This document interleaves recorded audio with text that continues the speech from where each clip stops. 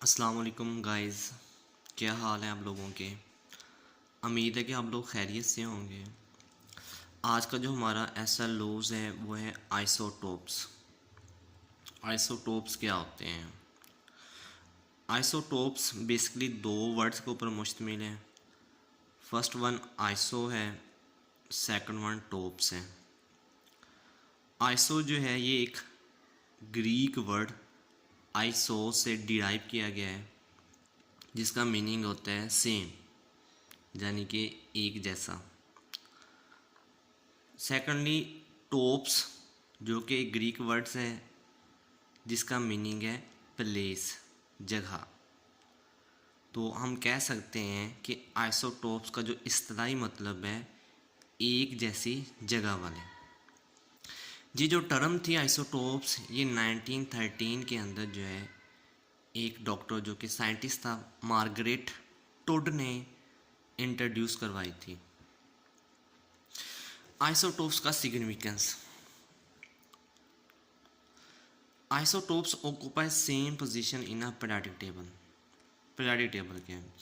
Periodic table जो है एक टेबल है, एक समझ लें मैप है, जिसमें एलिमेंट्स को एटॉमिक नंबर की बना पे जो है तरतीब दिया गया है, ताकि एलिमेंट्स की जो प्रॉपर्टीज़ हैं उनको स्टडी करना आसान हो। तो जितने भी आइसोटोप्स हैं ना, जिस एलिमेंट का जो आइसोटोप्स है पीरियोडिक टेबल में उसी एलिमेंट के साथ जो उसको रखा गया है। मतलब आइसोटोप्स की जो पोजीशन है वही वाली है जिस एलिमेंट्स का वो आइसोटोप एग्जिस्ट करता है। जो एलिमेंट्स की पोजीशन है पीरियोडिक टेबल में, यानी कि हाइड्रोजन है, उसके 3 आइसोटोप्स होते हैं। तो जो हाइड्रोजन H11 है उसकी पोजीशन भी वही है जो हाइड्रोजन की है, इस तरह H12 की वही है, H13 की वही है। तो जो जिस एलिमेंट की जो जो आइसोटोप्स है ना उसकी वही सेम पोजीशन है जो उसके ओरिजिनल एलिमेंट की पोजीशन है। तो इसलिए इन एलिमेंट्स को हम क्या कहते हैं? आइसोटोप्स कहते हैं। ठीक है, एक ही जगह होती है इनकी पीरियोडिक टेबल के अंदर। अब नेक्स्ट चलते हैं डेफिनेशन। डेफिनेशन के अंदर क्या कहता है? कहता है atoms of an element having different number of neutrons are called isotopes of an that element। कहता है एक एलिमेंट के एटम्स जिनके नंबर्स ऑफ न्यूट्रॉन्स की जो तादाद हो वो मुख्तलिफ हो। ठीक है, कि जो भी एलिमेंट है उसके जितने भी एटम्स हैं जिनका न्यूट्रॉन्स डिफ़र करें एक दूसरे से, वो एक दूसरे क्या कहलाएंगे? टोप्स कहलाएंगे। ठीक है, उस एलिमेंट के। यानी कि एक एग्जांपल कोट की मैंने, क्लोरीन। क्लोरीन के 2 आइसोटोप होते हैं, C1735, C1737। अब इन दोनों में जो नंबर ऑफ न्यूट्रॉन्स हैं वो डिफ़र करते हैं, इसलिए ये एक दूसरे के हैं आइसोटोप्स हैं। ठीक है, ये आइसोटोप्स कहलाएंगे। हम कह सकते हैं कि वो तमाम एटम किसी एलिमेंट के जिनके अंदर न्यूट्रॉन्स की तादाद मुख्तलिफ हो वो आइसोटोप्स कहलाते हैं। आगे इसके जो 2 मेन की पॉइंट्स हैं, फर्स्ट वन है जितने भी आइसोटोप्स होते हैं ना इनका सेम एटॉमिक नंबर होता है, इनका एटॉमिक नंबर एक जैसा होता है। इनकी मैस नंबर जो होता है वो डिफरेंट होता है, या कह लें इसका एटॉमिक मैस जो है वो डिफरेंट होता है। जैसे क्लोरीन है, इसका एटॉमिक नंबर 17 है, और दूसरा जो इसका आइसोटोप है उसका भी एटॉमिक नंबर 17 है। ठीक है, आइसोटोप्स का जो एटॉमिक नंबर होता है वो सेम होता है। सेम क्यों होता है? क्योंकि अंदर नंबर ऑफ प्रोटॉन जो होते हैं सेम होते हैं। इसमें भी नंबर ऑफ प्रोटॉन 17 है, इसमें भी नंबर ऑफ प्रोटॉन 17 है। ठीक है, इनका मैस नंबर वेरी करता है, डिफरेंट होता है। जैसे क्लोरीन 35 है और ये क्लोरीन 37 है, दोनों का मैस नंबर क्या है वो डिफरेंट है। ये इसके की पॉइंट्स हैं। आम रूटीन के अंदर हम ये भी बोल सकते हैं कि आइसोटोप्स क्या होते हैं? वो तमाम एटम जिनका एटॉमिक नंबर एक जैसा है और मास नंबर मुख्तलिफ है, वो क्या कहलाते हैं, आइसोटोप्स कहलाते हैं। ठीक है, नेक्स्ट वन इनकी प्रॉपर्टीज़ हैं। पहली प्रॉपर्टीज़ क्या है, कहता है having a same chemical properties या बिहेवियर। इनका जो केमिकल प्रॉपर्टीज़ होती हैं, केमिकल बिहेवियर होती है, केमिकल रिएक्टिविटी होती है, वो क्या होती है, सेम होती है। या हम ये भी कह सकते हैं कि इनकी जो इलेक्ट्रॉनिक कन्फिग्रेशन होती है वो भी क्या होती है, सेम होती है, जिसकी वजह से इनके केमिकल रिएक्शन जो होते हैं वो तकरीबन सेम होते हैं। ठीक है, जो केमिकल प्रॉपर्टीज़ हैं ये डिपेंड करती हैं नंबर ऑफ़ इलेक्ट्रॉन्स के ऊपर। जो आइसोटोप्स होते हैं, क्योंकि इनके अंदर नंबर ऑफ़ प्रोटॉन्स होते हैं वो सेम होते हैं, तो जब नंबर ऑफ़ प्रोटॉन्स सेम होंगे तो नंबर ऑफ़ इलेक्ट्रॉन्स भी क्या होंगे, सेम होंगे। इस वजह से इनकी केमिकल प्रॉपर्टी जो होती है वो एक जैसी होती हैं। ठीक है, सेकेंडली जो है इसकी प्रॉपर्टीज़ वो है, कहता है हैविंग डिफरेंट फिजिकल प्रॉपर्टीज़। इनकी जो फिज़िकल प्रॉपर्टीज़ होती हैं वो मुख्तलिफ होती हैं।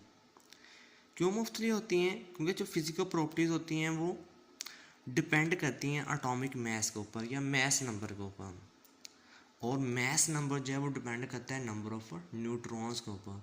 तो नंबर ऑफ़ न्यूट्रॉन जो होते हैं आइसोटोप्स के अंदर वेरी करते हैं। जब नंबर ऑफ़ न्यूट्रॉन्स वेरी करेंगे तो उनका एटॉमिक मैसेज क्या हो जाएंगे, चेंज हो जाएंगे। तो एटॉमिक मैसेज के चेंज होने से इनकी जो फिज़िकल प्रॉपर्टीज़ हैं वो क्या हो जाएंगी, चेंज हो जाएंगी। ठीक है, ये इनकी दो प्रॉपर्टीज़ हैं। अब नेक्स्ट वन इसकी एग्जांपल्स देखते हैं। फर्स्ट वन है हाइड्रोजन। हाइड्रोजन के जो है वो 3 आइसोटोप्स होते हैं, जैसे H11 है, H12 है, H13 है। जो H11 है इसको हाइड्रोजन भी कहते हैं और इसको प्रोटियम भी कहते हैं। प्रोटियम इसलिए कहते हैं क्योंकि इसके अंदर जो है जस्ट एक ही प्रोटॉन होता है, इसके अलावा कोई और ऐसा एलिमेंट या आइसोटोप नहीं है जिसको हम प्रोटॉन का नाम लें या प्रोटियम कहें। सेकेंडली इसको हम ड्यूट्रियम कहते हैं H12 को, और नेक्स्ट वन जो H13 है इसको ट्रेटियम कहते हैं। अगर हम इसके स्ट्रक्चर को देखें, जो हाइड्रोजन होता है इसके अंदर एक ही ऑर्बिट होता है, उस ऑर्बिट में एक इलेक्ट्रॉन जो होता है वो मूव कर रहा होता है, तो इसके अंदर नंबर ऑफ इलेक्ट्रॉन्स क्या होते हैं, एक ही होता है। और इसके न्यूक्लियस में एक प्रोटॉन होता है और 0 न्यूट्रॉन होता है। अगर हम ड्यूट्रियम की बात करें, इसमें भी सेम एक ही इलेक्ट्रॉन होता है, प्रोटॉन भी एक है, न्यूट्रॉन कितने हैं, 1 है। तीसरे में ट्रेटियम के अंदर एक प्रोटॉन होता है और 2 न्यूट्रॉन होते हैं और एक इसके अंदर के इलेक्ट्रॉन होता है। अगर हम गौर करें, तीनों में नंबर ऑफ़ न्यूट्रॉन्स क्या है, वेरी कर रहे हैं, नंबर ऑफ़ न्यूट्रॉन्स चेंज हो रहे हैं। तो नंबर ऑफ़ न्यूट्रॉन्स के चेंज होने से मास नंबर भी क्या हो रहा है, चेंज हो रहा है। तो जब मास नंबर चेंज होगा तो हम क्या कहेंगे, ये एक दूसरे के हैं आइसोटोप्स हैं। ठीक है, नेक्स्ट वन है कार्बन। कार्बन जो है इसके भी 3 आइसोटोप्स हैं, C612, C613, C614। ये सबसे मोस्ट अबंडेंट एलिमेंट है। ठीक है, आइसोटोप्स है। और अगर हम इसमें बात करें तो H1 जो है वह मोस्ट अबंडेंट एलिमेंट है। तो अगर हम इनके सिग्निफिकेंस की बात करते हैं ना, तो जो H11 की पोजीशन होगी ना पीरियोडिक टेबल में, इन दोनों की भी सेम वही पोजीशन होगी, इसलिए इनको हम कहते हैं आइसोटोप्स, एक जैसी पोजीशन वाले। ठीक है, इसी तरह जो C612 की पोजीशन है ना पीरियोडिक टेबल में, वही इन दोनों की होगी, क्योंकि ये मोस्ट अबंडेंट एलिमेंट है, तो इसकी पोजीशन सेम, इनकी भी यही पोजीशन होगी। अगर हम इसका स्ट्रक्चर को देखें तो इसके अंदर 2 ऑर्बिटल्स होते हैं, पहले में 2, नेक्स्ट में 4 इलेक्ट्रॉन्स। टोटल जो है इसके अंदर 6 इलेक्ट्रॉन है। अगर हम न्यूक्लियस की बात करें, इसमें 6 प्रोटॉन है और 6 इसके अंदर न्यूट्रॉन है।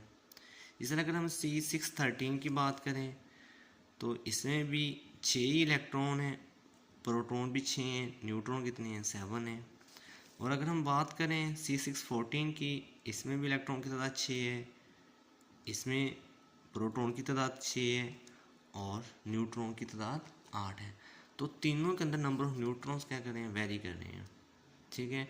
तो नंबर ऑफ न्यूट्रॉन्स के वेरी होने से जो प्रॉपर्टीज़ बनती हैं वो भी क्या होती हैं, चेंज हो जाती हैं। कौन सी, फिज़िकल प्रॉपर्टीज़ जो हैं, ठीक है, क्योंकि वो मैथ नंबर के ऊपर डिपेंड करती हैं।